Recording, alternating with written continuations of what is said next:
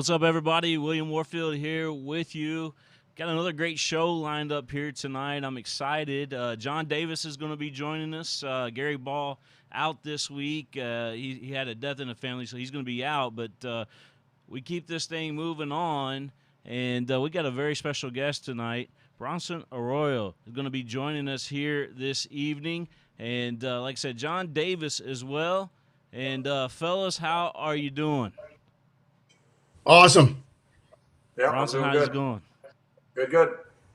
And we appreciate you taking the time out of your busy schedule. I know you got a very busy schedule, tight schedule at that, with all the charities and all the stuff you do with the band, and just we appreciate your time tonight. Yeah, no problem, man. Glad to be here. John, you want to lead off things with Bronson? Absolutely, Bronson. I tell you what, it was exciting for me as a lifelong Red Sox fan to when William hit me up and said that you were going to be doing the show. I was super excited. I thought, man, there's a million things I could ask Bronson in terms of baseball, but I got to start where most people probably wouldn't think I would go. I'm really interested because I remember when the album came out, and or the first one, and I'm super interested to know when you picked up the interest in music, and was that something you did as a lifelong hobby throughout your baseball career, or was it something that kind of got started later on as you were well into the majors? Well, I grew up in a household where music was always being played, and so I didn't necessarily partake in it though. But I guess maybe it was coming into my head, and I didn't know it was forming there. But I picked it up in Double-A with the Pirates. I was 22, was playing for the Altoona Curve, and the clubhouse guy named Jake, who puts out the food and cleans the shoes and everything, he had this acoustic guitar, and I picked it up one day, and the assistant general manager of the club had just happened to walk through and said, "Hey, I've got this old Yamaha if you want it." I said, "I'd love to have it." So it started me just thinking I'd love to sit around a campfire and play songs that I'm listening to, Pearl Jam, Stone Temple Pilots, Oasis. I just wanted to play that early 90s rock out of Seattle. And so it just became something that was a bit of an outlet and a release to the game, because not playing the guitar, but the singing part, singing at the top of your lungs, and you're singing, Jeremy by Pearl Jam, there's no way to not feel like you're in a dogfight. Like it's putting out a lot of energy. And so because of that, it can get a lot of angst off your chest. It gave me an outlet outside of the game to kind of get some anxiety out. That must have been pretty surreal in 2016 when you came back to Fenway after having, been there for a short time with the Red Sox and being obviously on one of the World Series teams, and then coming back and performing in 2016 with Pearl Jam, starting out where you just described, to come back and perform with them on stage at Fenway must have been pretty surreal. Yeah, it was one of the greatest days of my life for sure. I've been listening to the 10 record since I'm a 15-year-old kid. Black's my favorite song of all time. And somehow, I've been thinking about this for a long time, sitting on the rooftop in Pittsburgh as a rookie and thinking, I'm going to play this guitar someday and people are going to listen. I don't know if it's going to be for 3 people or if it's going to be for 300 or 3,000, but someone will listen. And then, to end up in Fenway Park on stage with your favorite band, playing your favorite song, and you're looking out over the crowd and you're seeing the moon reflected off the tarp that they got on the mound, and knowing I won a World Series there, the crowd gave me a great reception, and Eddie was just so intuitive that he took the time to we didn't talk about me singing the backup vocals, but I could tell by his look, he was like, "Are you going to do this part?" So I did that part, and then he was just intuitive enough to sing the low harmony and let me do the high one, and it's I wouldn't trade winning a World Series for that moment, but I would probably give my ring away for that moment. That's cool. William, talk jump on in, man. Talk about the sound in Fenway Park. I know you've experienced as a baseball player, but you also experienced as a musician. Truly a cathedral of baseball, if you will. But the sound, I think, there in Wrigley Field is pretty special. Yeah, there's something about the older ballparks. We didn't get to play in. I played in some of the old ballparks like Milwaukee before they shut that down, and a couple of other ones. But to really get that sense of what it was like to play in the 50s and the 40s and the 60s, in some of these great old stadiums, there wasn't much around to compare to. So Fenway and Wrigley always felt like two places where you'd go and you just got an opportunity to feel something from the actual ballpark, not just the people in it, but the actual architecture of the place. It felt like going to a beautiful museum or going to a church in Europe or something. And so, they were also smaller, more intimate. And instead of kind of going out and having the crowd be too far away from you, it always felt like it was right there. They were surrounding you and they were kind of hugging you in a lot of ways. And so, it felt more intimate, but it also, like you said, it could be very loud at times, especially in Fenway when you got, rabid New England fans getting after it. Yeah. I know you talked about the older ballparks. I was at Wrigley a couple times, and I mean Pearl Jam when they play it over the speakers there, man, it sounds amazing. Yeah, you never know what you're going to get. I mean, I'm not an audio guy. I don't know much about that, but I do remember when Pearl Jam was playing that night, Eddie said something about, I don't know if it's this green monster or whatever it is, but it feels really good up here on stage and it sounded really good. And you never know what you're going to get. And maybe part of that could be just a little bit of in his head because he knew he was in such a special place, but it sounded good to me. Yeah. I know everybody wants us to get down to talk about baseball a little bit, but we're really intrigued about the musician part in you. That you're doing so well with. I understand. I was talking to Darius Rucker a couple weeks ago when we were down in South Carolina. Was helping Debbie Antonelli doing a Special Olympics fundraiser, and Darius was interviewed by Debbie. And he had mentioned that he knows you and that you guys were planning to play together at some point. And I was looking on your Facebook page on the band side, and it looks like you guys got some gigs lined up too. So talk to us about that relationship, if you will. Yeah, Darius is a Reds fan, and we've run across each other over the years, and he comes to the stadium, and I've been to a couple of shows. And they're actually an NFL player here named Kyle Rudolph is his alma mater is Elder High School, and so they're putting an event together to raise money for the high school, and Darius has agreed to play, and so they wanted an opener that had some sort of connection to the city and maybe to Darius, and so it was kind of an obvious fit that my band would play. That band here is in Cincinnati, and we play we play all cover songs basically. I've got another band in Los Angeles that I wrote a record with, and I'm finishing up. Oh, wow. That I'm hoping to play some original stuff at some point soon. The pandemic has put a little bit of a pause on finishing the record, but music is something that has grown in me over the years, and as guys exit sports, it's hard to fill the void sometimes. I think, the adrenaline rush, the nerves, the playing at such a high level, it's hard to duplicate that in anything else in life. And if you're just dropping your kids off at the elementary school, I see a lot of these guys struggle with the fact that they don't have something to get a buzz off of. And so music, as time went on, became more and more important to me because I knew as I popped out the backside of playing baseball, I was going to need something to kind of dig into and have a little bit of a grind. And I'm not a natural musician. I don't have a great ear. I don't have a great voice. I'm not a good guitar player, but I work hard at all these things. And you get on stage with a bunch of guys that are better than you, and they raise the bar a little bit, and you figure out how to put on a show and keep your voice in shape and sing 2 hours. And it's just been fun to get up there and have something to rip on. Yeah. John?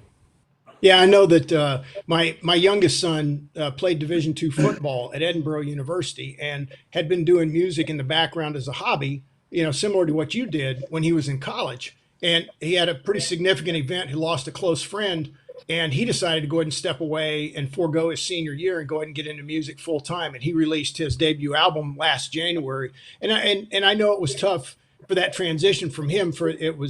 He was interviewed by the paper locally, and they said, yeah, he's trading cleats for beats.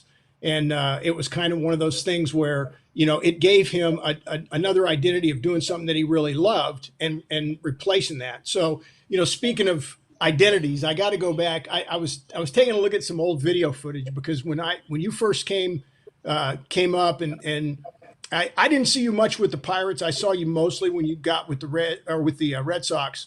And at what point in your career did you start? Had you always been a pitcher all the way through high school? I mean, I know a lot of major league pitchers were just the best players on their high school teams, and oftentimes even in college you find that. And when did you develop your delivery style? I mean, I was a pitching coach for a couple of years at a high school, and the delivery style was uncanny, very fluid, but a little unorthodox with the straight leg coming up, you know, in your windup. Yeah. I was usually the best player on my club, but and I did dominate with velocity as a young kid, 7, 8, 9 years old, playing in the Keys, and even 10, 11, and 12. I could dominate. It wasn't until 13 that I really kind of was thinner and a little smaller than the other guys, and there was guys who were starting to shave, and I didn't start shaving until I was in my 20s. So some of these guys were turning into grown men at 13 and 14, and I still was one of the best players in the league, but I couldn't dominate like I did from 7 to 12. But even as a young kid, my father was always talking about strategy, and he really loved the nuances of changing speeds. He loved the nuance of doing kind of what Johnny Cueto does, where you pick the leg up and you kind of pause and just changing delivery timings. And so he put that in my mind as baseball is a chess match. And so even though I was still physically dominating at a young age, I could see there was going to be a time when maybe I wasn't going to be able to do that. I was smart enough to know that I probably wouldn't be able to do that all the way through the major leagues. And once I got to the minor leagues and the rookie league, you realize that, hey, these hitters don't care if you're throwing the ball 90 miles an hour, and sometimes they don't care if you're throwing it 100. You know, if it's in the middle of the plate, they can hit it. And so all of that mixed bag of strategy really came into play, and I got to really kind of use that all the way up to minor leagues to figure out a way to get guys out on a consistent basis without having to dominate them with physicalness. The leg kick was there early on. That was born out of 85, 86. My parents are Mets fans. Dwight Gooden is an absolute stud, and he's got kind of a high leg kick. And that's the first time that I'm learning to pitch a little bit. And so I'm emulating his leg kick, but it's morphing to whatever my body will do, or what, you know, somehow my childhood mind turned that into a little bit more of a straight leg thing. But as time went on, what I used it as was a lot of guys were using their hip flexor to pick up their leg, right? And what I was doing was kind of flicking my foot in order to use my leg as a pendulum. So I would get this momentum going up, and then it would just relax and come down and go to the plate real fluid. And so it might have looked like it was something that was a little strenuous. It was actually less effort for me than it was for other guys, I think, just picking their leg up normally. That's kind of cool. At what point in your career, because obviously are you at the height of your youth, you were 6'3" or 6'4"? I'm about 6'4", yeah. Okay. So at what point did you have that big growth spurt that all of a sudden allowed you to dominate in terms of changing the angle and create a different look with the velocity that you were able to generate to a batter? Yeah, so I was 5'8", I think I was 5'8", probably 5'9", maybe freshman year of high school, and I could just touch the rim. And that was at 15. And then at 16, I was about 6'2", and I could just barely dunk my sophomore year. So I had a nice growth spurt between 15 and 16, just before sophomore year. And, you know, we had a couple of dominant high school pitchers, so I really didn't get to see my talent on the mound so much that year, because we had a couple of seniors that were really good and wound up being drafted themselves. But by the time I was a junior, and definitely by my senior year, I was figuring out that I could use my height. I could make some shapes with pitches that I wasn't able to do before by getting some tilt on the sinker, going down to get ground balls and stuff that you weren't used to having to do as a kid. Was that a point where you really realized that, hey, man, I've got something here, and baseball could be a career for me? Yeah, I always thought I would be a big league ball player, and a lot of kids who played in the major leagues would probably say the same thing. But what was giving me a little bit more evidence that I was on the right track was that I was in the weight room with my father doing things that almost no one who's ever walked the planet has done, other than maybe Olympic Russian kids, right? I have DVDs of me as an 8-year-old kid weighing 55 pounds, squatting 235, deadlifting 255, and benching 130. Oh, wow. And this is a little beanpole kid who's not bigger than anybody else and is skinnier than everyone else. But my father had a culture down in Key West, Florida, where he was lifting heavy weight, squat, bench, and deadlift with his friends through the 70s. And a lot of these guys were benching 400 and 500 pounds and squatting in the mid 600s, and same thing with the deadlift. And so when he saw me backhand the ball as a 5-year-old in T-ball, and I'd never played catch before, and throw it across the infield like a 10-year-old, in his mind, he said, I can make him a little stronger, put him in the weight room, and I think I can at least get him a free education in college. And so they just started this process, and my dad was just a very dedicated guy. I mean, we never missed a day, ever. I mean, my father's kidneys had failed. He's on dialysis out there playing catch with me, right? I mean, this is a guy who's dedicated to the craft like it's his profession. And so as a kid, I got anointed that baseball would be a day-to-day thing. And also, just that goal setting, that you're going to squat 235 when you're 8. And 6 months later, you're going to max out again. And you're probably only going to squat 5 pounds more. And it's going to be like you're going to carbo load and you're going to be taking vitamins and you're going to be resting on those days leading up to that. And this is a whole thing where you're crafting as a professional athlete. And so because of all of that work we were putting in all those years in the weight room and then going out and playing baseball, I felt like I could see the finish line clearer than a normal kid because I knew the work we were putting in at home. And so, I always thought I'd be a big league player. I thought I would be a shortstop. I didn't know that I'd be a pitcher until I was 17 or 18. That's when the height and the fruition of my projectability to the scouts was so much greater on the mound than it was at the plate that I was going to have to pitch. You mentioned that backhand. I bet Dad was thinking that you would turn out to be a shortstop or a really good infielder at the time. Absolutely. Yeah, no doubt. I always played good defense. I think if I was, I was drafted in the 3rd round. Had I been drafted as a shortstop, I probably would have been drafted as a 30th round pick because I wouldn't have had a lot of pop at the plate. But I played great defense and I was athletic. So I probably would have been like a Paul Yanish. I think I would have been like a backup shortstop who played great defense with a good arm, but probably hit you 240 with not a lot of homers. And, that wouldn't have been the career that I had on the mound. So I was fortunate that it worked out pitching wise. But Ozzie Smith was my favorite player. And I just wanted to be like the Wizard of Oz as a kid, Yeah. A backflip was something else every time he took it. Yeah. Go ahead, John. I didn't see. Yeah, I look. This is an interesting perspective because I've done several shows with several other professional athletes, and the topic that comes up a lot today is early specialization. And based on what you just described, working with your dad as a kid, what are your thoughts on what you went through and seeing your career come to fruition and walking through that in your own life versus what you hear now about a lot of kids saying, well. One of the 3 reasons, let me back up. One of the statistics that bothers me the most is that about 70% of kids in the United States stop playing youth sports by the age of 13. And one of the drivers of that is early burnout. It's due to specialization. Now, yours was obviously, as what you described, totally different approach that your father had, very calculated, very measured and all that kind of stuff. And you understood it from a goal setting standpoint. Well, how do you feel about it now as an adult? And how would you approach it with your own kids when that time, comes as far as playing multiple sports, being well-rounded versus specializing? Yeah, I mean, we weren't just dedicated to the baseball craft. I did play football and I did play basketball all the way through my senior year.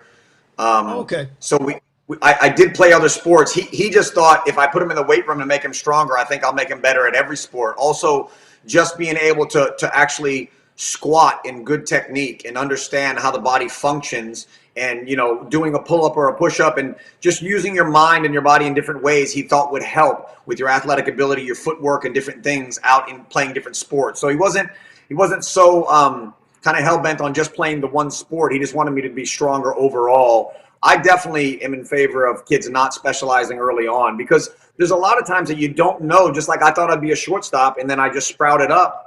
You don't know where that flower is going to bloom and you don't know, what your best asset is going to be at what sport. And so I love for guys, if I could have, I would have loved to have played tennis and golf and a few other things, maybe run track and field, but you just didn't have time to do all of them. But I hate the fact that kids these days are playing baseball and playing 90 games when they're 12 years old. Because I think at least until you're 16, you should try out some different things because you never know where you might get a free education or you might play professionally in some other sport. The one thing that I have gotten in the past is people will ask, how did that childhood you described not turn into Tom Marinovich and turn into a bad thing, right, and go south with somebody who was a little harsh on you? And the difference was that every time I watch a documentary about anybody who had a father similar to mine, the one thread that goes through theirs is always the negativity. It's like the kid went 2 for 4, but the dad's always saying, I can't believe you struck out those 2 times. Right? And my father was the exact opposite. It was always, you went 0 for 4 today, you know what? They ain't going to get you tomorrow. And then you go 0 for 4 again, and it's like, they're not going to get us tomorrow. And him spinning that negativity to optimism literally just changed the entire equation to make it not be somebody who was burnt out, because it wasn't always results based. It was about just doing the work. It was about being prepared and letting it fly. And if you got beat in the game, then you just got beat, and we'll go back and prepare again, right? It wasn't that the win wasn't the end all be all. The preparation was. And so, you know, that mindset really helped me going through baseball to be a guy who could shrug off a 3-run homer in the first inning and still find a way to get you through the 6th inning and give your team a chance to win because of that optimism that he had given me. Yeah. Speaking of that, you know, I've been looking at a bunch of different quotes online, you know, just kind of studying up about you and just kind of getting your teammates' perspective on you as a baseball player and as a human. And it looks like, I mean, everybody that's put a quote out there has talked about how hard you work, the work ethic that you put in, and just talks highly of how you are as an athlete. And everything that you're saying is I mean, totally goes all the way back to where your father was kind of, you know, in the beginning, you know, doing exactly what you were saying, you know, pushing you along, keeping things positive, that kind of thing. How important is that? Yeah, you know, a lot of I attributed that I went the first 19 and a half years without missing a start or missing a game and not being on the disabled list. A lot of it to do with that time in the weight room, because not only was he training my body to just understand that we would do this every day, and you didn't have to be your best every day, but we were going to get up and we were going to go do what we were doing for the day, right? It was like just putting in the work. That's like, as a major league player, you've got to go to batting practice. You've got to show up at the stadium. You've got to get your massages in, all these things that other guys sometimes would take for granted and just kind of push to the side or not make sure they got them done. He put that template down for me, and it was a nice, consistent foundation for me to work off of. But the other thing was, he was also talking to me a lot about philosophy of life, the times that I was there as a kid. And he was talking to me about saving your pennies because opportunities won't last forever, and about your word meaning something and showing up on time. And a lot of that stuff, you know, you don't realize it, but 19, 20-year-old kids who have fantastic talent, a lot of times don't have anything between their ears. And some of these guys could have played in the major leagues forever, but they never made it because they couldn't stay in at night. They missed their girlfriend. They were too homesick, right? They didn't have a foundation that made them feel whole wherever they were. So they were just too erratic with their behavior to really be consistent. And what made me who I was in the game was that they knew they'd get 200 innings from me. And that started from the ground up, which was, you know, showing up every day on time. And it was a huge part. Without that weight room stuff, I mean, and the stuff he talked to me about and just putting that template down, there's no way I play in the big leagues. And it's also why I worked so hard. And I didn't work any harder than anybody else. I just never missed any days, right? Other guys are pushing more weight than me in the weight room by the time we're in the big leagues. Some guys are better athletes than me. They're bigger and stronger. I mean, a guy like Drew Stubbs, I mean, he played 9 innings in center field. He'd squat 350 at the end of the game for 10s and be doing box jumps that, you know, up at 48 inches. I couldn't do that stuff really anymore. But you know, I knew that I had a body that wasn't the most dominant at that level. I was thin. I wasn't a hard thrower, and I was going to need to pick up every little crumb in order to survive the game. So I used what I remembered as a kid, which was, we're going to do this every day, and I'm going to pick up every little crumb and all this strategy, and hopefully that's going to amount to something that can at least equal some guys who have better talent than me. And that is where I became valuable inside of a locker room, and I gained respect from my teammates, because guys like Johnny Cueto, Mike Leake, Homer Bailey, you know, Matt Latos, those guys got to watch the example I put down every day. And when they walked by the weight room and they heard Pearl Jam 10 playing, they were like, oh, Bronson's in there working out. You know? David Ross, you know, I read a quote that he said about, he said you would never spend any money on yourself. That I mean, jokingly, he said you were a tightwad is what he said in his quote. But he said the only thing he ever remembered you buying yourself was a boat just to put out on the river there in Cincinnati. But talk to us about the importance of, you know, saving your money back, that kind of stuff. Yeah, you know, like I said, a lot of the stuff came from home. You know, my father was a construction worker who retired relatively early in his life for a construction worker, but he was, you know, I never saw him buy anything. I never saw him buy any new clothes. I mean, he got like underwear and socks for Christmas, and he was wearing paint all over his pants and holes in his shoes, and he didn't value that. What he valued was being able to spend time with me and conjure myself and my sister into human beings that could stand on their own 2 feet. That was really the goal, and that resonated with me. And he talked, like I said, in the gym a lot about opportunities not lasting forever, and we talked about people blowing money, and we talked about why it is that compound interest matters, and why it is that people who buy a house at $150,000 wind up paying $300,000 at the end of 30 years because of the interest, right? We talked about these things. And so because of that, he turned my brain on and just realized, like, hey, you've got an opportunity here to make a lot of money, and you don't know how much it's going to be, and it's probably going to end really quickly in your life. You're not going to be 60 years old and still making money. So there's going to be this small window of opportunity. And so I didn't spend a lot of money on myself in those days. When I started making a lot of money, over $10 million a year, I started spending money on other people. And, I would buy other people things, and I would take people on trips, and I would do a lot of that stuff. But for my own personal, back then, I used to just think, I just need food, and I need to go to the ballpark, put on my uniform, and play the game, man. That's just the way I thought about it. I wanted to keep it simple, and as what it made me feel like I could stay in the game mentally for a long period of time, where I saw other guys get a little bit fatigued. Yeah. I kudos to your dad, because I've coached youth sports from about 6-year-old up through high school for 20 plus years. And the two things that I see commonly among parents, I would say probably from your age now up to my age, I'm 61, is that there's a generation or two of parents out there that have not allowed their kids to fail. And when you create the understanding in your mind that your dad did, it helps you develop that type of resilience that was reflected not only in your work ethic, but also in your ability to overcome those obstacles that you do, certainly as a pitcher and in the major leagues period. I mean, 162 games a year is a grind by anybody's measure. So I'm going to use that as kind of a segue, as a matter of fact. What do you think about the current situation? The Players Association and the owners are at odds over the number of games versus prorated salaries. I really hope it doesn't end in a lack of a season this year. I would find it hard to believe if that happens.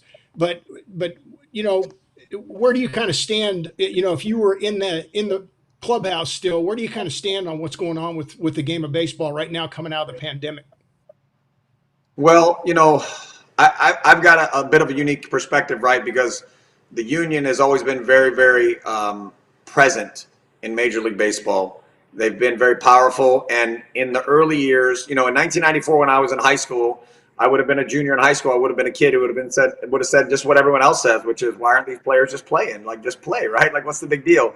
But then as you get into baseball and you get in those first big league camps, and Donald Fear is sitting there explaining why it is that it matters so much that this union stay together, and that we don't allow certain things to be crossed that we may never get back to if we don't keep an open market.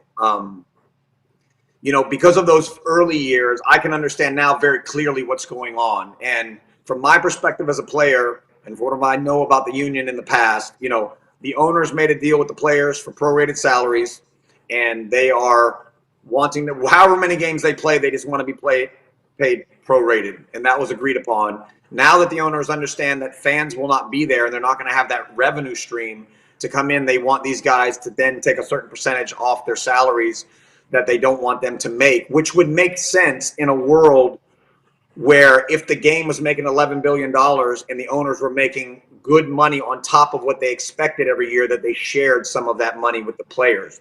But because no matter how much baseball makes, the owners never share the money, then in a time that you don't think you're going to make the big profits, or maybe you're going to have to take a little hit in the pocket, they want it now to pass that buck down to the player, and it's just not fair. And so there is a line in the sand, because the Players Association knows that if they open up a can of worms right now before the next collective bargaining agreement and say, sure, we're going to slash salaries by 50% going forward for the 2-month or 3-month season, they just know that maybe we're going to be dealing with that argument for the next collective bargaining agreement. And the union since the 70s has just worked too hard to keep Major League Baseball players having that guaranteed salary without a true salary cap, which no other sport has been able to do.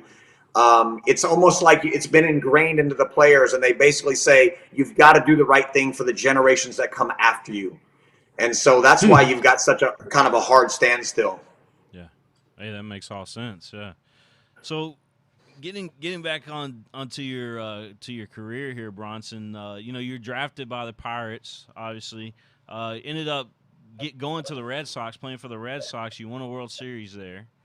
But how did you feel about the trade? The Reds trading Willie Mo Pena for you, and you joining Cincinnati. How did you feel about that? I was totally frustrated in the beginning. I'm a routine freak. I really enjoy knowing a city inside and out. I enjoy knowing the clubhouse kids. I enjoy knowing the ownership and everything that comes along with being in one place for a long period of time. Yeah. I got to Boston from Pittsburgh, which was a huge, went from the doghouse to the penthouse, and I wasn't looking to go anywhere else. We win a World Series. We were knocking on the door in 2003.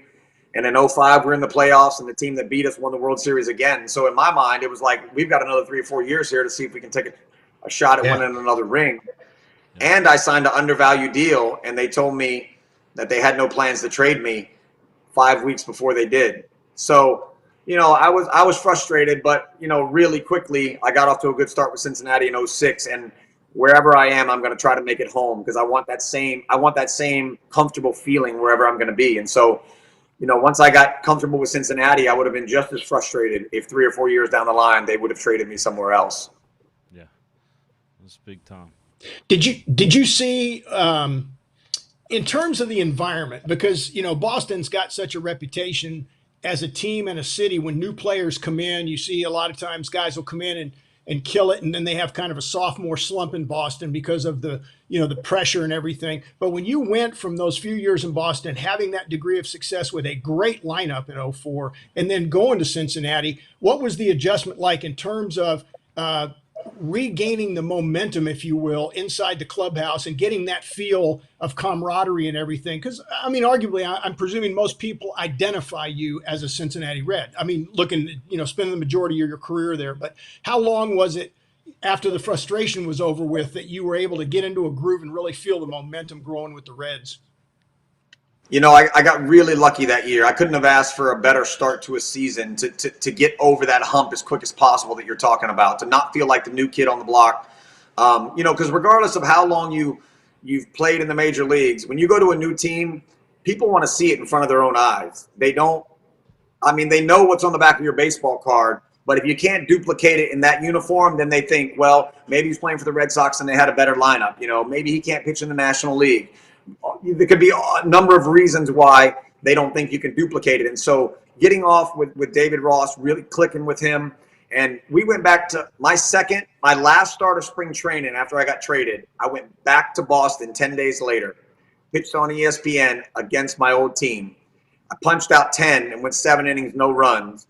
And that was kind of the start for that season. And I got off to a 2-0 start. I hit 2 homers and one in each one of those games against the Cubs. I wound up being like 7-1 before the train even started slowing down. I was going deep in the ball game. I was pitching 110.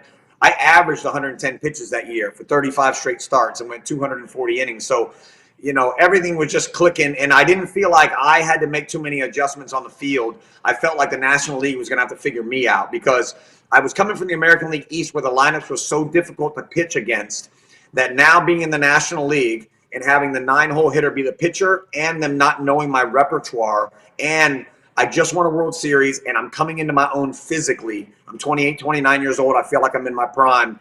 It felt like I could bulldoze these lineups for a little while. And it was really fortunate for me that I had that feeling because then I was accepted in that locker room very quickly. Yeah, that's awesome. Yeah. John, you got something else you want to throw there? No, go ahead, Wayne. I was going to ask you about, again, just reading up on you. There's a lot of talk about you and Billy Hatcher always used to kid around a lot. And oh yeah, what was the deal with the fake article that kind of spread around the clubhouse and eventually into his office? Well, Billy always got messed with a lot. I played golf with Billy 2 days ago. I hadn't seen him in a while. He's with the Marlins now, being the first base coach. But Billy's a guy who's just always happy-go-lucky, and he's got so many phobias that he just sets himself up to be messed with. You know, he's like he's one of these guys that's a little bit of a germaphobe. He doesn't like to touch anybody. He's also scared. He's deathly afraid of snakes, and he's terrified of little people. So like we would go into Los Angeles, and they had a photographer lady that was a little person, and he would see her. I'm not joking. He would see her from 300 yards away, and he would start moving back into the clubhouse like he was terrified. So I asked him where that came from, and he told me that he had knocked over a little person at the grocery store one time, and that when he went to help him up, that he put his hands on his neck, and the little fingers just like did something to him that made him freak out. So he like, everybody knew this. And so one day, I love to get Billy in different ways. And I brought in a guy named 2 Foot Fred, who used to be on stage with Big and Rich every night at the Country Act out of Nashville. And him and his brother were both little guys. And I put him in my locker and hit him with my clothes. I put my whole locker clothes around him, and it was rain delay against the Yankees. And I put it all on video. And I said, Billy, will you come out in front of my locker? I've got a couple big 1990 fans that I would love. They want to say hi. And when he came in front of my locker, he started talking to these guys about the 90 World Series. And then I pulled back all the clothes. And 2 Foot Fred and his brother just went, ah. And he freaked out. I mean, he jumped like a deer, got shot, and just ran. And nobody could catch him. But Billy's a great guy. Been around the game for such a long time, and he's just one of those characters that people love to mix it up with. That's awesome. That is an awesome story right there. So have you ever thought about, I know you're doing well as a musician right now, but, Rossi's up there with the Cubs now. Have you ever thought about maybe being a coach at some point, maybe a pitching coach or something? Yeah, I've gotten a lot of questions about being a pitching coach or being an analyst on TV, or you want to do some broadcast, and I always say if I could rip myself into 3 or 4 Bronson Arroyo, there's definitely one that would be a pitching coach for sure. Because, pitching the way I pitched out of the box, I pitched backwards. I used a very unorthodox style to be successful for a long time. And what you find in today's game is that there's so many guys that are big and strong and throw hard, but a lot of them don't have feel. They can't make shapes with their pitches consistently, and they don't know about where it's going, right? So a lot of times I like to talk about pitching as if we were like playing paintball. And if we were playing paintball and I had a gun that always curved to the right, I could make the adjustment, aim out to the left, and I could still hit some people. But if I had a gun that went left once and then went right the next time, back and forth, you're dead in the water, right? And so, I always had the ability to make shapes with pitches and a consistent shape. My curveball is going to look like this. And so now I know where to start it because it's always the same. But if one, if you throw a sinker and one goes down and in and then one goes just in, those are 2 different pitches. And there's so many guys today that throw so hard, they don't have a feel for that. And so I would love to impart some of that if possible. Some of it's not possible, but I'd love to impart just a thought process onto some guys. And I do get that opportunity from time to time. But as far as being a full-time coach, it's so time consuming. I know a couple of guys. I haven't talked to Rossi other than text message lately, but I know that he got into spring training and it said to some people like, wow, I didn't realize how much time it takes to be a manager of a ball club. It encompasses your entire life. Because as a player, you show up to the stadium with no worries except yourself. And you get to the park about 2:30, 3 o'clock. You leave right when the game's over. If you're the manager, you're there 2 or 3 hours early. You're there 2 or 3 hours later, and you've got to worry about everything that goes on, from the media to the health of the players to the wins and losses, And so you've got it's a lot more on your plate. And for me, I felt like I was going to try and play the game as long as I could. And when I was done, I probably wasn't going to be that dedicated to the craft like I was when I was a pitcher. And so, I would never say never, but I don't envision myself being in a uniform anytime soon. Yeah. John? What do you think is, a couple of years ago, I lost a very close friend named Ira McKnight. Ira caught Satchel Paige for the Kansas City Monarchs at the tail end of the Negro Leagues before the league folded, and on the Satchel Paige All-Stars. So I've done through that relationship, and I was helping him. He actually passed a couple of years ago, and I was helping him write a book and intend to finish it for him, just for his family. And how important is it when a young person starts to play the game, whatever the game is, but in your case, obviously having a very successful long career in baseball, how important is it, do you think, for kids and as they get older to really understand and appreciate the history of the game and the folks that played before them, regardless of where they came from or what league they play in? Yeah, I think there's a lot of valuable lessons there. One was what I was talking to you about the union. The reason the union was started in baseball was because they came to the Dodgers one year and they said, we want you to write on a piece of paper anonymously where you rank on this team's salary. And inevitably what happened was ownership would call those guys in the office and they'd say, hey, listen, Bronson, we can't pay you as much as Drysdale, obviously. And we can't pay you as much as Koufax, but you're going to be number 3 on our list. And so what wound up happening was in that meeting that day, there was like 10 guys on a 25-man staff who said they were 3rd in salary on the team because they weren't open to the public at the time, right? And so just learning these little nuances of how management was dealing with the players at the time, got the union started and tried to protect our rights. And being a young guy like you're talking about and understanding just the history of that can be very valuable to understand where this game is going, where you want it to go in the future, because you want people to have the opportunity to be treated fairly in the future. And if an owner can make $200 million in a year and he can afford to pay a guy like Mike Trout $40 million, then you don't want people thinking that $40 million is too much because, fair is fair. And I think it's the same way, like you said, with the history of the game, just understanding the history of the game, or to be able to take an older guy into a locker room who walks in at age 55 or 60 and to look at him and to know that he was a bad mamma jamma in his time and not just write him off as some old guy that just came in the clubhouse. It's very important because we're going to be the old guys one day. And when I walk into the Cincinnati Reds locker room in 2045, I want somebody to go, hey, that little skinny guy over there, man, he was a bad mamma jamma one day. You know what I mean? You want that respect from guys. And when you feel that from guys, you understand usually that those are the reasonable players, the smarter players, and the guys who also treat the clubhouse staff well and to treat the people around them well, And so I think it's a huge thing just to have your eyes and ears open and give respect to people who played the game and hopefully do it the right way.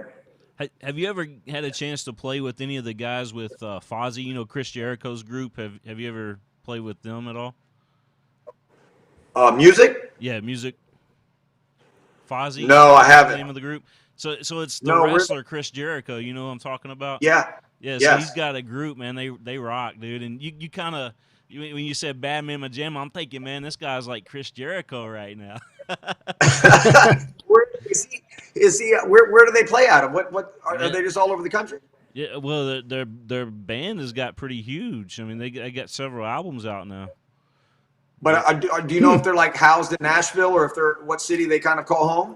I think it's probably somewhere in Florida because he's joined that AEW group down there, and they're out of Jacksonville. So the guy that owns that is the Jacksonville Jaguars owner. So I got it. Yeah, it's amazing.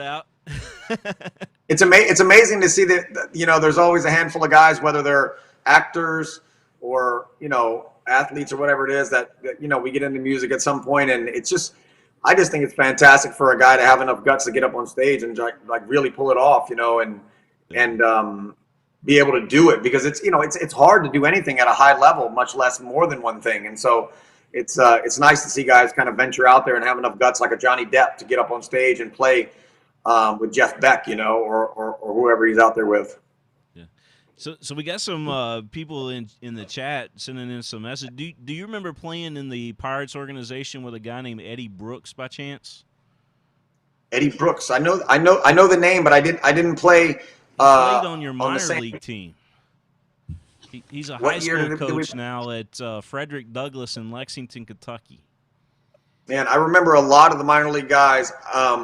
We had some really classic names. I played with a guy named Boomer Whipple, a kid named Kevin Haverbush, Eddie Brooks. I remember the name, but I'm not seeing the face. There's like 5 or 6 guys on the team that you remember them so intently. If you saw them in the grocery store, you know them right now. Right. And then it's amazing how your mind can forget some things, and then you get reminded and see a picture and you go, oh wow, How did I not know that? But Eddie Brooks it's ringing a bell, but it's not like right here in front of my face.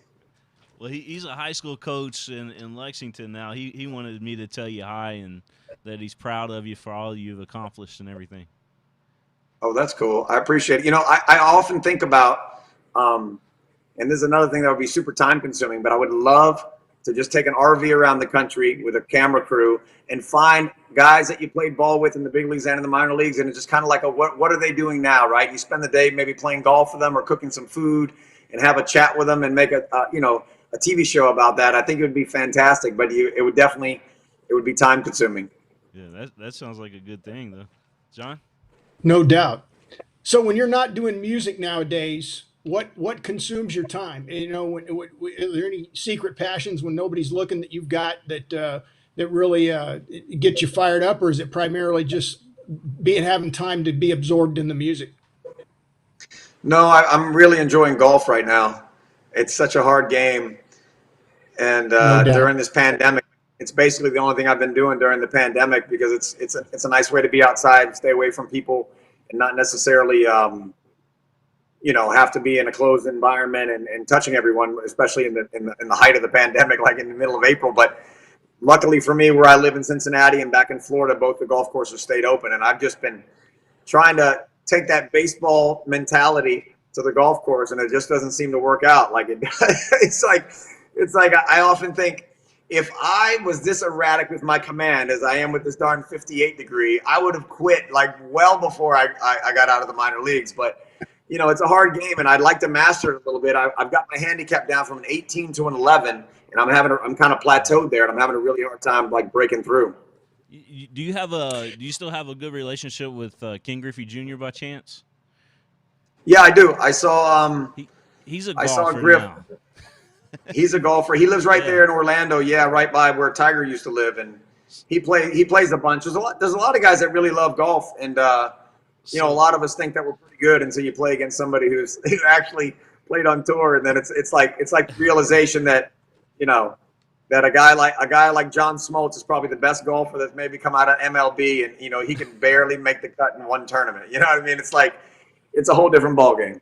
Griffey, you ought to reach out to him because he's been playing in. There's a group up here called BD Global that's putting on some Nike golf outings, and he's been putting some teams together that's been playing in those things, and from what I hear, he's done pretty well in it.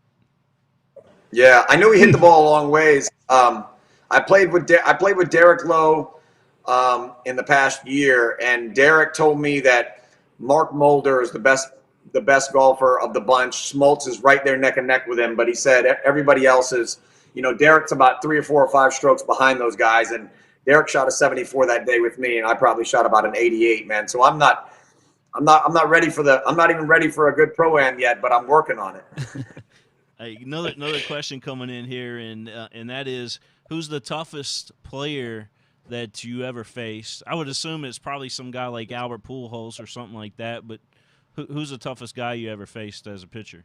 Yeah, on a consistent level, it was definitely Albert. Barry Bonds was right there, probably even tougher, but I didn't face Barry as much. I faced Albert much more because he was in my division. I probably only had 10 at-bats against Barry over the years, and Albert probably faced me, I don't know, if I pitched against him 3 times in a year, let's say, he's got 12 at-bats there, so you're talking almost 10 years. I probably had to face Albert 100 times in my career.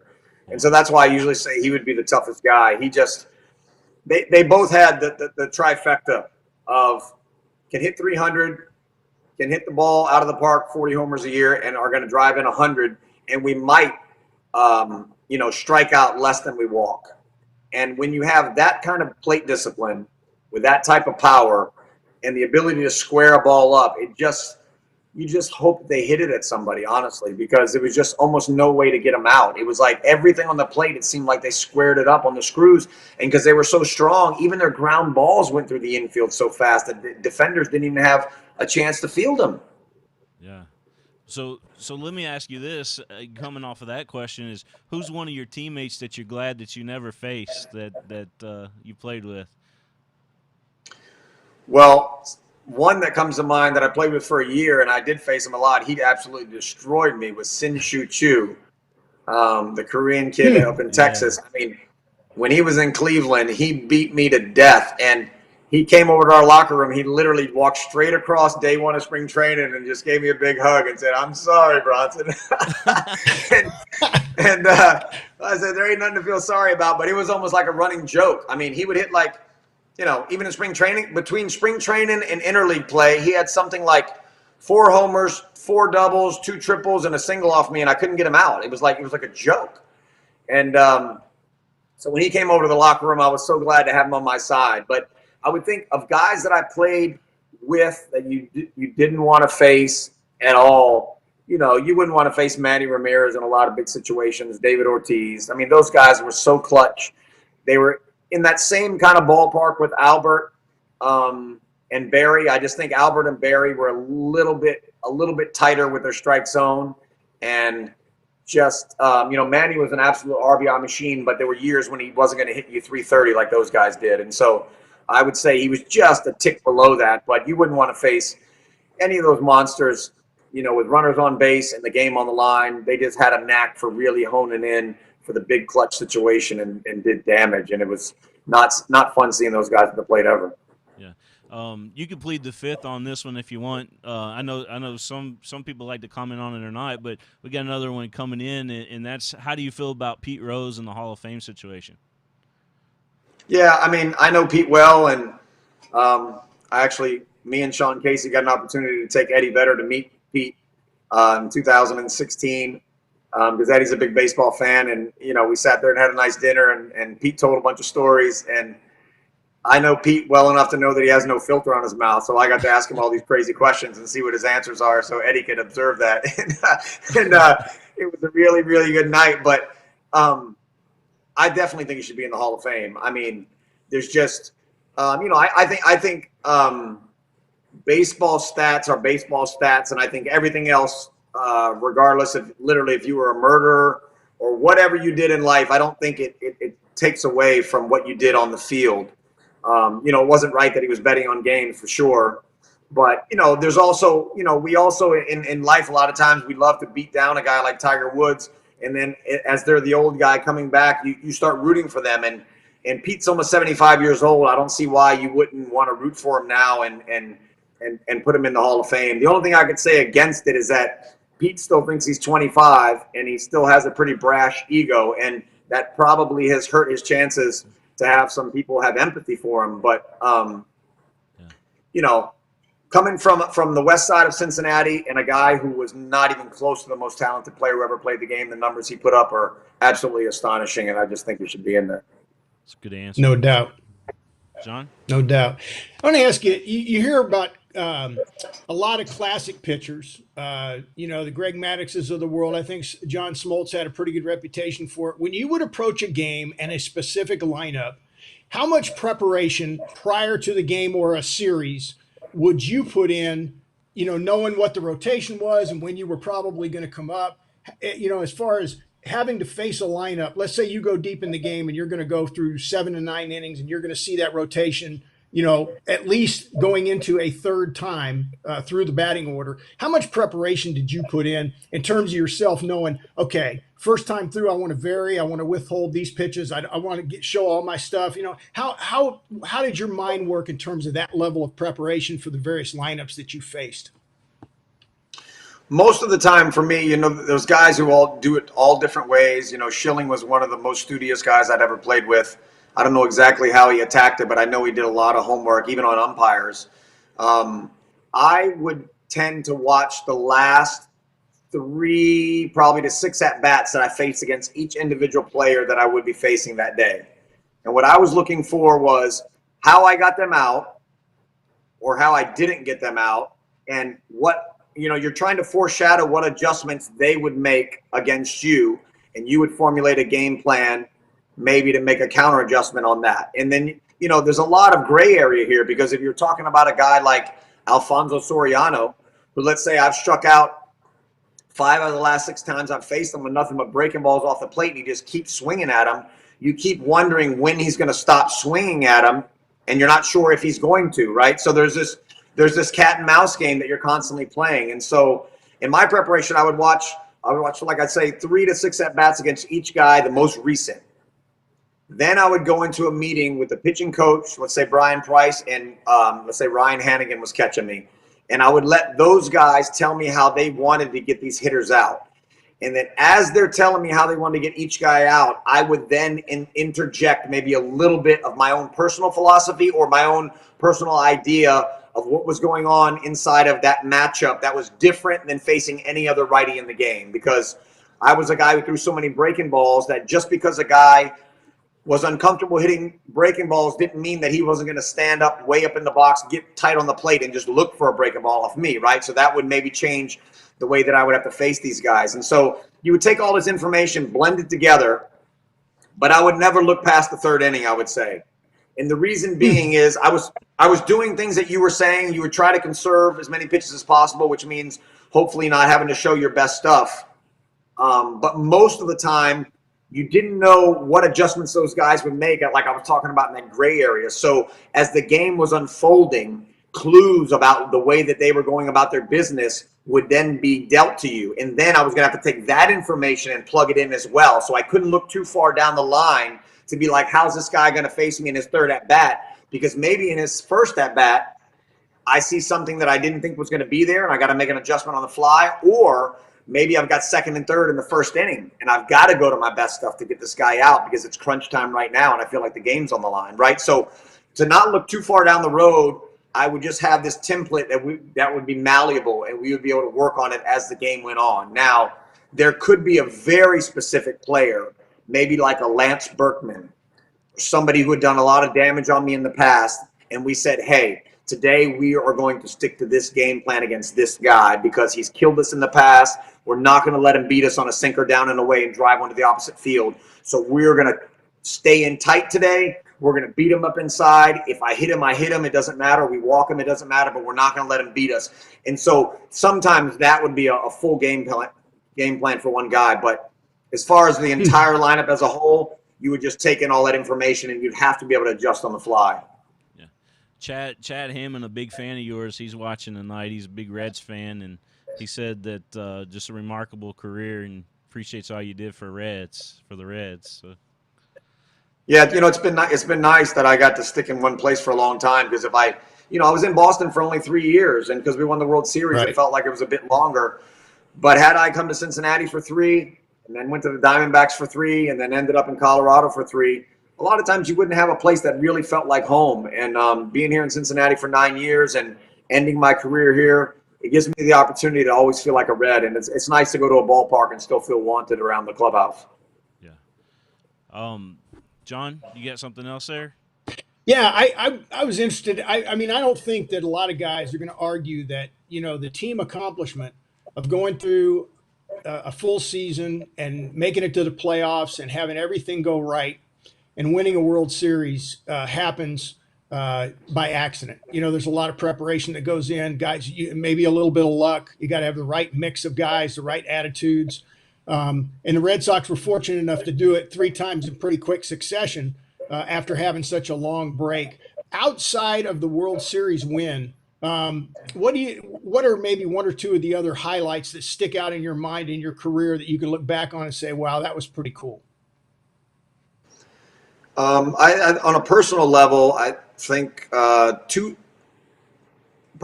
the 3 out of my 4 starts in the playoffs really stick out in my mind. Game 3 against Anaheim at home in the ALDS in 2004. Went 6 1/3 that night, and I had beaten out Derek Lowe and Tim Wakefield for that spot in that rotation at that time of year, and I really had a bit of pressure on my head, not only from just the standard standpoint, but also I knew both those guys were a little frustrated and wanted the ball that night, and so I was going to have to try to show that I was deserving of it. So that was a big night for me. Beating Bumgarner 9-0 in 2012, the first round of the playoffs in San Francisco. I think that's the last time he's ever lost a playoff game. And I had a no-hitter going into the, I think in the beginning of the 7th. And to keep that crowd on the road quiet that night was in a playoff game in that type of atmosphere. It's something you dream about your whole career, just to be able to to show up on a big game like that and really kind of close the door. You know, it was fantastic, and I think those two probably stick out the most as just a culmination of all that hard work for a whole season, and that it working out for once. You know, when you go in with a game plan, a lot of times things go awry and it doesn't check out, but those nights it did. And even when you have good stuff in the bullpen, sometimes you go out there and things go awry in the game, and then a lot of times you could have a great game and you feel like so in the pen. But to have a playoff game where you felt strong in the pen, you felt crisp as the game was starting, the stuff coming out of your hand was what you were looking to see, and to be able to parlay that into the game and it work out was pretty special. What about something that sticks out to me too is back when you played with Boston. But remember the A-Rod slap where you beat him to first base? Right. Do you remember that? Yeah, that was there in the playoffs. That was a huge thing that stuck out. I mean, I don't think about it as like an accomplishment, but it was definitely it made me some money. I've signed that 8x10 picture at least a few thousand times. That's funny. It was a strange play, It was just a squibber off the end of the bat on a slow breaking ball, and I was just thinking, make sure you get the ball because it doesn't shoot out of your glove. Jeter was on first base. Had I missed that play, he probably would have ended up on third. I got first and third. Gary Sheffield at the plate, 1 out. I'm in trouble in Yankee Stadium in Game 6. And I got the ball, and when I looked up, Doug Minkiewicz, the first baseman, was right off my left shoulder. And I knew there was no way I could get to the bag before him. So I looked over. I thought it was going to be a bang-bang play to tag A-Rod, and he was jogging.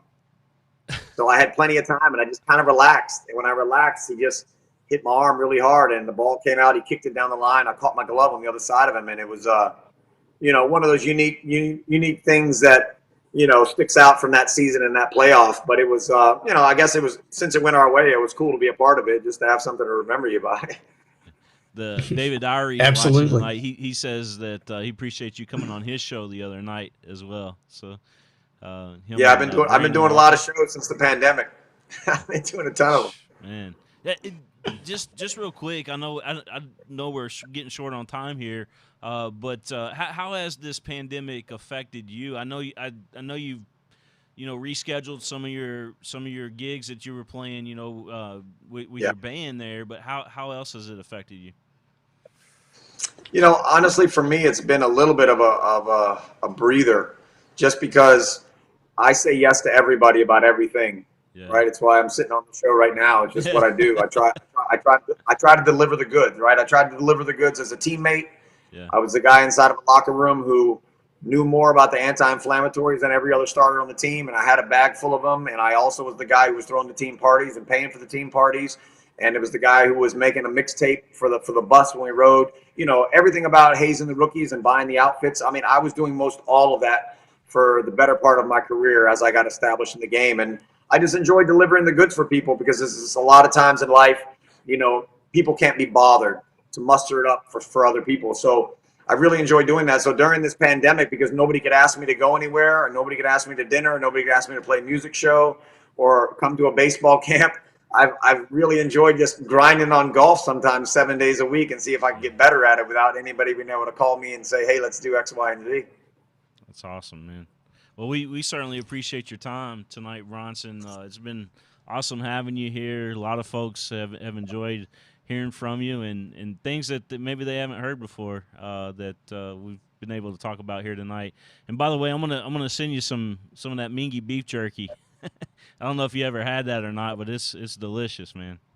Oh, I'll take some of that any day. I still consider myself a growing boy. I'm 6'4", 173 right now, man. I need to put some fat on these bones. I got any flavor you want, man. Any flavor you want. I love it. I'll take anything. Fantastic. Awesome. Well, I tell you what, Bronson, for me personally, this has been huge. I haven't kind of grown up a Red Sox fan. As I was coaching, I spent 23 years in the Army, and I coached all 4 of my kids in every sport they played, unless I was deployed. And I always used the Red Sox, with the exception of being a buddy of mine that I helped out as an assistant for 2 years. I always used the Red Sox as our team name. And it's interesting, just when the opportunity came up, I've had such a blessing of working with, because of jobs that I had done previously, of getting to know so many former NFL players, but not the same with MLB players. And I certainly congratulate you on an awesome career, and what you did for the game, as well as what you're doing now as an entertainer. And I certainly appreciate it personally and professionally, coming on the show with William. And William, I appreciate you inviting me. So it was a lot of fun. Really enjoyed talking to you, and thank you very much. And good luck in the future as the pandemic lifts, with the whole music thing. Hopefully it'll pick back up and right where it left off. Yeah, well, I appreciate it, man. I enjoy doing these types of things, even though sometimes they're time consuming. But it's a lot of times you think, there's a lot of things you can do in life that are cool, but they're a lot cooler when you do them with other people. You know what I mean? It's like you could have the biggest mansion and all the cars and all the toys you want, but if nobody comes over to enjoy them with you, it's really no fun. And so I feel like my life's work has been over as far as baseball, and now it's time to enjoy some things, but it's the most fun to do that with people. And so even just talking baseball, who people are passionate about it, like you guys are giving me a good interview now, is fantastic. So thank you. Man, can't wait to see you play in person. I'm ready to get out on the road and hear some music, man. Well, cool. I mean, yeah, we're playing some gigs. I don't know if we're, I don't know what's going to happen with this new record I'm going to put out at some point. The band here in Cincinnati, we play a lot of gigs within 3 or 4 hours, and we play a lot of covers, everything from the Beatles, to the Lumineers. But the original record, I'm hoping to get the tour on it at some point, even if it's just playing small venues or whatever it is. I don't know what will happen with it, but I just wanted to write. I'd never written before originally, and so putting original songs down, some stories that are in my mind, and making them come to life on an album has been pretty fun, especially with some really fantastic musicians. I mean, some of the guys in the band are Jamie Aronson's American Hi-Fi was his original band. He's been Miley Cyrus's guitar player for the last 15 years. The other two guys in the band, Eric Gardner and Clint Walsh, were both in Gnarls Barkley with CeeLo Green and those guys. And they're all, full-time musicians, and that's what they do for a living. They play. Eric's playing with Melissa Etheridge the last couple of years. They're kind of like musical chairs of the music industry, where they're always playing in a big band somewhere else. So I don't know if I'm going to be able to pin them down together, and if it'll be worthwhile monetarily to tour with me on this record. But I'm hoping we get a chance to play together, because we've been friends for 15 years, since the Red Sox days. And to make this record, we always talked about making a record, and to have it come to life with a bunch of guys like this, it'll be fun, and hopefully we'll get to do it. That'd be huge. That'd be huge. Bronson, thank you again for your time tonight, man. Okay, guys. All right. So Bronson Arroyo, Okay. Take care. Cincinnati Red. All right, guys. Here on the network. We'll see you guys next time. So long, everybody. Take care, Ryan. Bye-bye. All right. Bye, guys. See ya.